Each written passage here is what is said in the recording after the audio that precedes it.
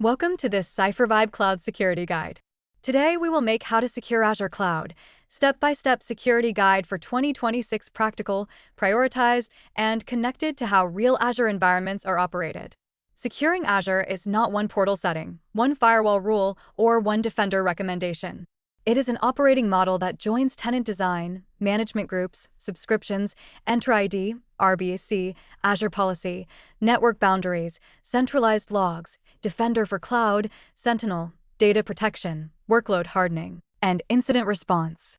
This guide turns Microsoft Cloud Adoption Framework landing zone guidance, Azure Security Design Areas, Entra Identity Controls, Privileged Identity Management, and Defender for Cloud recommendations into a practical step-by-step hardening plan for 2026. The purpose is not to memorize a collection of service names.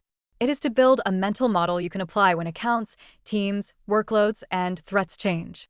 We will define the core ideas, walk through a repeatable security workflow, examine mistakes that frequently create exposure, design useful safeguards, and finish with a practical hardening roadmap. Pause when you need to. Write concepts in your own words, record observations, and distinguish what the evidence proves from what you are merely assuming. That habit is more valuable than rushing through another tool demonstration. Start with 4 concepts that provide the vocabulary for how to secure Azure Cloud, step-by-step security guide for 2026. First, the hierarchy layer defines blast radius. Use the Microsoft Entra tenant, management groups, subscriptions, resource groups, tags, and landing zone patterns deliberately instead of letting teams create unmanaged subscriptions with inconsistent controls. Second, the identity layer decides who or what can act. Use Entra ID, phishing-resistant MFA where possible, conditional access, least privilege RBAC, groups, managed identities, workload identity federation, and privileged identity management rather than permanent broad roles. Third, the policy layer creates guardrails. Use Azure Policy initiatives and management group scope to enforce allowed locations, diagnostic settings, secure configurations, private access patterns, resource requirements, and exemption workflow. Fourth, the network layer limits reachability. Design virtual networks by trust boundary, restrict inbound and outbound paths, use Azure Firewall or network security controls, private link, DDoS protection when appropriate, and separate public edge decisions from internal workloads.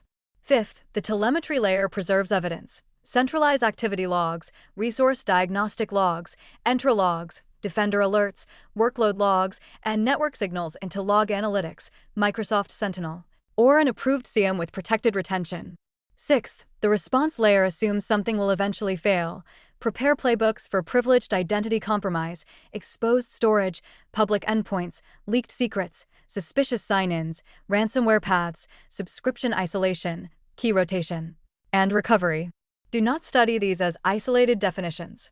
Ask which asset or business service is involved, where the relevant trust boundary sits, which identity performs the action, and what reliable evidence would show that the control worked. Security reasoning is a chain. Source evidence supports an observation.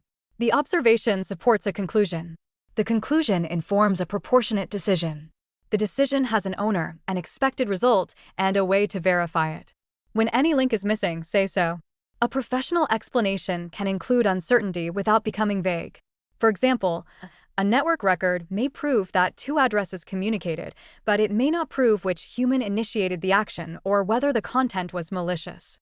Now turn the mental model into a repeatable workflow.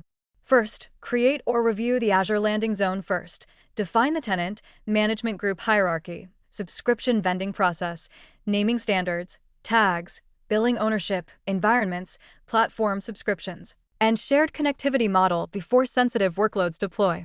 Second, harden identity next. Require strong MFA for administrators, use conditional access, remove excessive owner and contributor assignments, move direct role assignments to groups, govern guest access, and make privileged roles eligible through PIM wherever licensing and operations allow.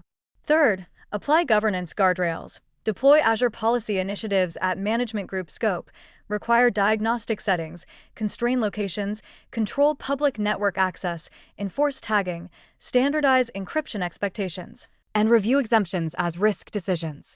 Fourth, build the logging baseline. Stream subscription activity logs and important resource logs to protected log analytics workspaces, Sentinel, event hubs, or storage.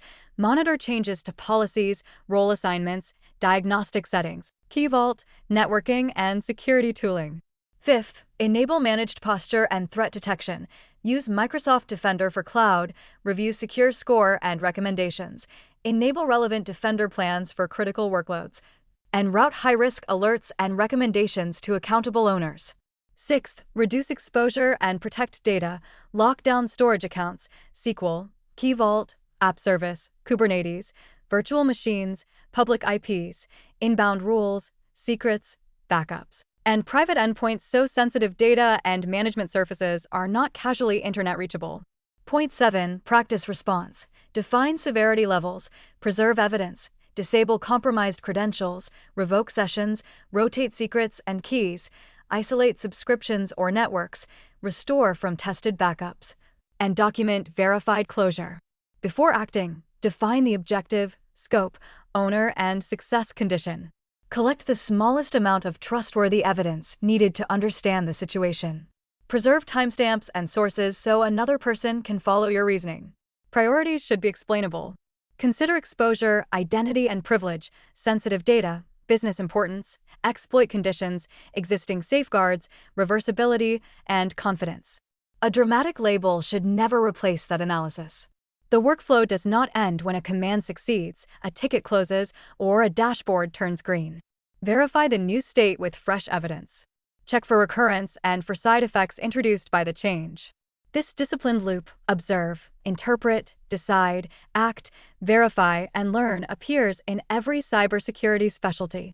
Understanding failure modes will protect you from attractive but unreliable shortcuts. First, a flat subscription model creates confusion because production, development, shared services, identity, logging, and experiments can inherit inconsistent ownership and policy decisions. Second, permanent privileged access is dangerous.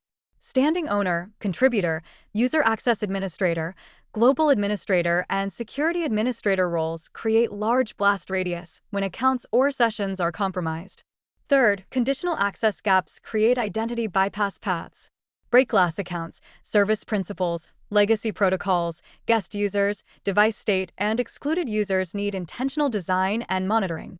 Fourth, public exposure is often accidental. Open storage accounts, public SQL endpoints, permissive NSGs, public AKS ingress, exposed app service apps, unmanaged public IPs, and dashboards can become easy entry points. Fifth, missing diagnostic settings make response slow.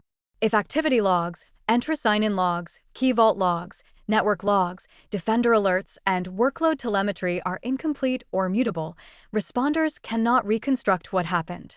Sixth, Defender for Cloud can be enabled but ignored. Secure score and recommendations need prioritization, ownership, suppression discipline, remediation workflow, and proof that high-risk findings were actually fixed. Point 7. Secrets and keys often drift into unsafe places. Connection strings, service principal credentials, automation variables, build logs, and unmanaged certificates can become persistent access outside normal identity controls. These mistakes often share one cause: confusing an available signal with a complete explanation. A tool can report a finding, a successful action, or a score while important scope, context, ownership, and verification remain missing. Also resist copying commands without understanding their inputs, outputs, permissions, and side effects. Run one controlled change at a time and record what happened. If an exercise does not behave as expected, that is useful evidence. Stop, inspect the environment, revise the hypothesis, and explain the difference. Good security work is not a performance of certainty, it is careful reasoning under imperfect information. Reliable security uses layers because no single control can prevent every failure.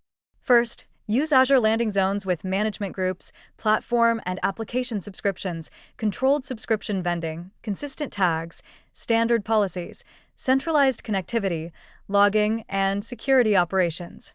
Second, adopt least privilege with Entra groups, Azure RBAC, PIM for privileged roles, access reviews, conditional access, managed identities, workload identity federation, and emergency access accounts that are protected and monitored. Third, Use Azure Policy as preventive and detective governance for allowed locations, diagnostic settings, public access, encryption, private endpoint usage, baseline configuration, tagging, and compliant deployment patterns. Fourth, centralize audit evidence with activity log exports, diagnostic settings, log analytics, Sentinel or CM integration, protected retention, and alerts on role assignment, policy, logging, network, and key vault changes. Fifth, enable Defender for cloud and relevant workload protections, then integrate high-severity alerts and recommendations with owner dashboards, ticketing, incident response, and secure score improvement reviews. Sixth, protect data with private endpoints where appropriate, storage public access controls, key vault, and managed HSM patterns, customer-managed keys for sensitive workloads, backup restore tests, Microsoft Purview where relevant, and strict secret lifecycle management. Point 7. Harden workloads with private AKS patterns where appropriate, image scanning, Defender for containers, VM patching, endpoint protection, workload identity, WF, Azure Firewall or network controls, IAC review, and deployment identity scoping. For each important risk, ask 5 questions. What makes the event less likely? What evidence would reveal it? Who can contain it? How will trustworthy operation be restored? Who owns the decision and accepts remaining risk? Least privilege applies to people, applications, devices, automation, data stores, and administrators. Access should be scoped, separated, monitored, reviewed, and removed when it is no longer needed. Every important control needs a test strategy. Include representative normal activity, negative cases, misuse, dependency failure, and rollback. A written policy is not evidence that a technical or operational control works. Finally, preserve the evidence trail from observation through decision, action, and verification. That history supports investigations, audits, lessons learned, and honest measurement. Turn this guide into a focused Azure security hardening plan. Start by inventorying tenants, management groups, subscriptions, owners, tags, privileged roles, service principals, managed identities, public resources, diagnostic settings, Defender for cloud status, and Sentinel or CM coverage. Then fix identity risk, enforce strong MFA and conditional access for administrators, remove high-risk permanent role assignments, move direct RBAC assignments to groups, protect emergency accounts, and use privileged identity management for the most sensitive roles. Next, centralize evidence.